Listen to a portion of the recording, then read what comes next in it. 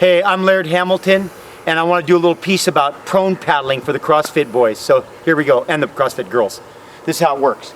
So prone paddling obviously is laying down on your stomach and you're paddling. Now, one of the most important things about prone paddling is board positioning. If you're too far back, not going to go too well.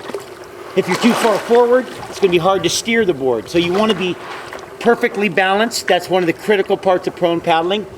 There's two ways to prone paddle. One of them is alternating arm. The other one is butterfly. Harder to sustain butterfly, but it's a lot more stable. Alternating arms kind of lead side to side. One of the tricks for stability in prone paddling is spreading the legs. You know, big mistake everybody makes, you put the legs together, all of a sudden you're tippy. Spread your legs, but don't let the feet drag because that slows you down. So feet are in, legs are spread, that gives you some stability.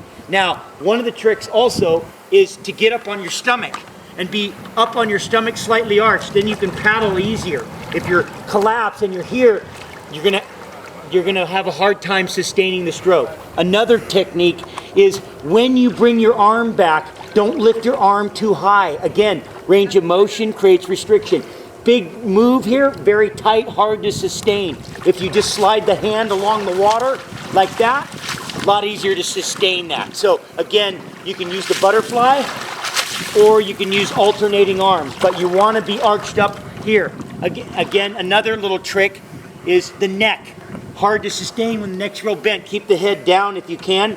You might want to rest it. You might want to come down and just keep your head level as you're stroking, and then look up.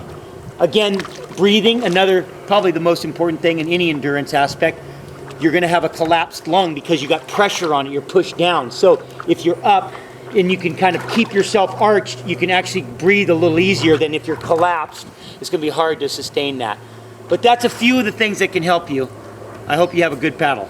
Now Laird, sometimes we see people kicking with their legs in the back. Yeah. You talk about that for a second? Also too, some leg action. That can give you some momentum. You can either double pump or single pump. You'll see boom, boom, boom. Again, the legs can help in the momentum. What else is a good thing to do when you paddle?